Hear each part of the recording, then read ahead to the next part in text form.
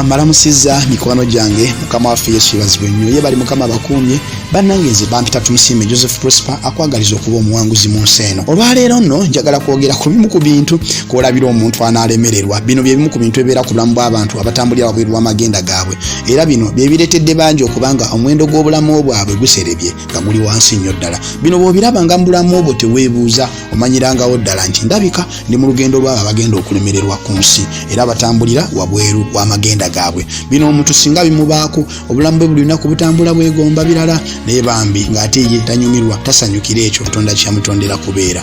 Olwaleero bye bimu ku bintu bye ngenda okwogerako. Singa onobisanga nga biri mu bulamu obwo tandika olugendo lw'ebyejjamu kubanga bino ababikola balemererwa. Ekisooka, omuntu atambulira wabweru w'amagenda ge era agenda okulemererwa yeegomba kufaanana abantu balala naye ye tabeera mu mativu n'ekyo kyali kyennyini oba kyalina. Ne bwe kibeera kirungi kitya lubeerera aba akityoboola. Ekyo bw'okisanga nga kiri mu bulamu obwo nga tewukkiririzaamu kyeŋŋamba nga gw'obeera weegomba kufaanana abantu balala nga tolinayo kintu kyankalakkalira gwe kyokkiririzaamu naye ng'okkiririza mu by'abalala kyeŋŋamba nga okoppa bukoppi balala bye bakola, then oli mu lugendo olw'okulemererwa n'okuyitibwako ebiro n'ebiseera. Naye n'ekisinga okuluma kwe kubeera nga omuwendo gw'obulamu obwo guli wansi nnyo. Ekyokubiri, omanyira omuntu atambulira wabweru w'amagenda ge oba agenda okuweebuula omuwendo gw'obulamu bwe abeere omuntu alemererwa, atambulira mu kusendasendebwa kw'abalala oba influence ey'abantu abalala naye ye nga omuntu tayekkiririzaamu era tabeera na kiki kyennyini kyakkiririzaamu. Omuntu bw'atyo era atambulira nnyo mu kulemererwa. Singa omuntu obeera nga gwe toyina kyosalawo nga gwe sekinoomu naye ng'otambulira mu influence z'abantu abalala, baaba yagambye, kojja yayogedde, maama yagambye, kibi omuntu okuba nga ayina abamuluŋŋamya, kibi omuntu okuba nga ayina abamubuulirira? Nedda, ekyo si kibi ate obedda nze sikyentegeeza. Kirungi nnyo omuntu okuba nga olina omuntu ayogera mu bulamu obwo. Kirungi omuntu okuba ne menta oba n'omuluŋŋamya oba omulezi ayamba obulamu bwe obutakola nsobi. Naye ate kibi nnyo omuntu okuba nga gwe tomanyi kyoyagala nga bulubeerera bakusalirawo busalizi otambulira wansi wa tyuni y'omuntu omulala. Si kirungi muntu okuba nga toyina aluŋŋamya naye ate si kirungi omuntu okuba nga kyava ne mu kuluŋŋamizibwa naye kugamba kiri awo olinga gwe bateekako limooti oli kyayagala kyakukozesa kyakugamba kyokola gwe toyina kyosalawo.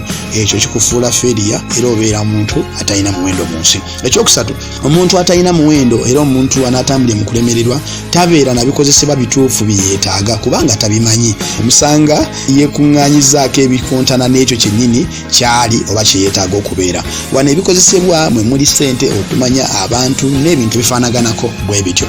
Mukama nga akutaddemu obusobozi bw'ekintu kyonna, ekintu ky'olina osookera ddala okumanya kwe kumanya ebikozesebwa bye weetaaga okuyamba obusobozi obwo olina okuvaayo. Naye omuntu anaalemererwa kino kyakola abeera n'obusobozi bulala naye ng'ate ebikozesebwa bye yeekuŋŋaanyizaako ate byo biwakana n'ekyo kyayagala okubeera. Omuntu bw'oga nti njagala kuba mubuulizi wa njiri oba musumba, lwaki obeera n'emikwano egitaagalira ddala muntu aweereza Mukama? Bw'oba oga nti oyagala kuba muyimbi, lwaki obeera nnyo n'abantu abakyawa abayimbi? Si kirungi muntu kubanga ate oyagala kintu kirala naye ate nga ne bw'oba ofunye ssente ate oziteeka mu kintu kirala. Ndabyeko abantu nga balina ennyimba nnyingi naye nga baagaana n'ozifulumya mbu balinda abalala babawe ssente balyoke bazifulumye. Kati bo ssente ezaabwe ziba zaakugula ngoyi za bbeeyi nakulya mmere bintu eby'amaanyi naye nga tali lwedde nakwefayinansinga kweteekamu ssente mu ekyo kyennyini kyali. Kati ali bw'atyo era okulemererwa kumubeera kumpi nnyo era abali bwe batyo tebasobola kukyusa mulembe gwabwe.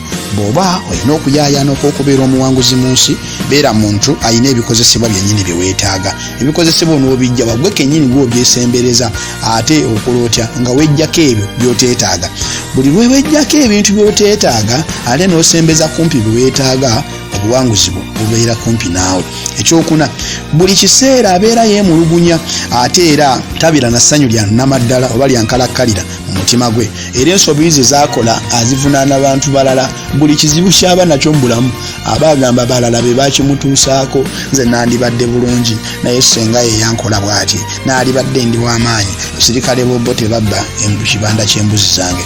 Kati ng'omuntu abeerawo nga yeekwasa bintu biryawo byayita edda. Bw'obeera muntu bw'atyo eyeekwasa ebintu ebitakyaliwo kati ng'obeera muntu eyeemulugunya buli kiseera, genda tambulira wabweru w'amagenda go. Ekyokutaano, omuntu anaalemererwa atambulira wabweru w'amagenda ge abeera tayeeya bintu bipya wabula akola ebyo abalala bye baayeeya edda. era tayongeramu wadde n'akamu kubanga teyekkiririzaamu era buli kyakola akikola kusanyusa bantu balala wabula so si kumatiza mutima gwe. Ekyo ndoza kitegedde bulungi. Omuntu analemererwa aba akoppa bukoppi tayiyayo kipya. Ekyomukaaga teyekkiririzaamu era buli kyakola afuba nnyo okunoonya okusiimibwa kw'abalala n'alyoka akkiriza nti kyakoze kirungi era ali bw'atyo kizibu okumusanga ng'alina ekintu kyanywereddeko kubanga takola kintu kumatiza mutima gwe wabula akola kumatiza mitima gy'abalala. Ekyomusanvu buli kyakola akikola kuvuganya bantu balala era y'obulamu abulabira mu kusinga alifu atyo lubeerera omusanga yegeraageranya n'abantu abalala. Ekyamazima kiri nti gwe okubeera nga olina gw'osinga tekitegeeza nti okoledde ddala kiwatondera okukola kubanga gwe weegeraageranya naye asobola okubanga ye okusinziira ku busobozi bwe bwe yatondebwa nabwo akantu akatono ke yakakola kateekeddwa okukola kokka. Gwe tokimanyi abantu abaweebwa talanta waliwo yaweebwa 5 waliwo yaweebwa 2 neyaweebwa 1. Akati gweosobola okuba nga oli wa talanta 5 naye ng'ate oli aweegeraageranya n'oyemu omayinza siri bubi siringa gundi omayinza ensinga gundi nedda. Omuntu analemererwa yeegeraageranya ku bantu abalala naye awangula anaabeera omuwanguzi era anaabeera n'omuwendo mu bulamu teyeegeraageranya n'abantu balala agoberera kuyaayaana kwa mutima gwe. Ekyomunaana omuntu atambulira wabweru w'amagenda ge w'omulabira tabeera na mikwano gyankalakkalira kubanga tamanyidde ddala mutima gwe kyegwagalira ddala era akyukakyuka buli kiseera kubanga tabeera na personality ntuufu yennyini yeetengeredde. Womanyira omuntu analemererwa tanyweza mikwano era aba ne gundi era lubeerera omulala oyo namukyawa n'oli namukoowa ate oyo saagalira kumanya oyo sikyamukubira na ssimu banvuma baali banyooma waliwo baali bampisaamu amaaso. Kati bw'obeera ng'olina obuze obwawukanayawukana n'abantu njagala nkubuulira ekigambo ekyenjawulo nti ogenda kulemererwa kubanga Katonda yateeka omugaso gw'omuntu mu bantu era yateeka obusobozi obw'okugasa abantu mu bantu banne gw'ogasa abalala ate nabo be bateekeddwa okugasa. So bw'obeera ng'oli muntu ataba na mikwano gyankalakkalira si kirungi kuba na mikwano mingi nnyo egitakugasa naye ate si kirungi butabeerera ddala na mukwano gwonna kubanga tolina mukwano gwonna ku nsi. Nkubuulira amazima toli mu mbeera nnungi obulamu bw'olimu butiisa. Tandika mangu okuzimba obulungi enkolaganayo n'abantu ate n'ekirala tandika okuyiga okunywezaako ku mikwano wangaleko nagyo emyaka egiwere 10 ng'adde abantu bonna bw'olaba bawangaziza emikwano gye balina bonna emikwano gye balina sigamba nti babayisa bulungi byo 10 ku 10 waliwo obulumira obubaamu naye babagumira bugumizi kubanga bakimanyi nti babeetaaga. N'oluusi abantu abamu batera tugamba tufuna emikwano egy'ensonga egitakugasa gyejjeeko naye nange njagala nkubuuze wolowooza abantu bonna mikwano gy'obagasa singa nabo bakwejjako naawe waalibadde toli bulungi. So tobeera na mikwano olw'okuba ogifunamu kyokka naye beera n'emikwano kubanga ogigasa. Kyokubiri kubanga mulina ebyafaayo ebifaanagana oba oli awo mu bo mulimu obusobozi obuli kugasa gye bujja. Bw'olaba omuntu nga ye afuuse butwa gy'oli oyo mwejjeeko naye Katonda gw'abadde akugaseeko nga tannakufuukira kizibu weegayiridde tomala gaawukana n'abantu kubanga omukisa gw'omuntu gwekwese mu bantu. Analemererwa yejjako bantu anaawangula anyweza bantu. Ekyomwenda omuntu analemererwa tamanya busobozi bwe na bunafu bwe lubeerera kizibu okumubuuza kye kituufu kyasobolera ddala nekyatasobola kubanga ye ebintu byonna byakola abikola kumatiza bantu balala so si kuzuukusa busobozi bwe. Bw'obanga oli awo nga tomanyi ki ky'osobola na ky'otasobola then oli mu tuluba ly'abaana abalemererwa oba abali wansi w'omuwendo gw'obulamu bwabwe. Eky'ekkumi omuntu analemererwa oba n'atambulira wabweru w'amagenda ge akola bimukakatako byokka so si ebyo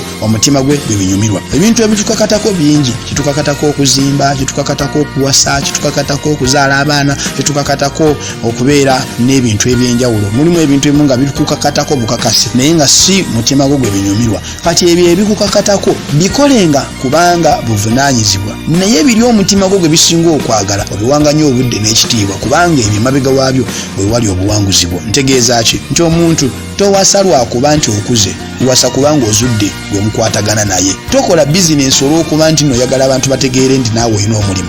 Kola bizinensi gy'osobola okuwanirira oba ntegeerekese bulungi.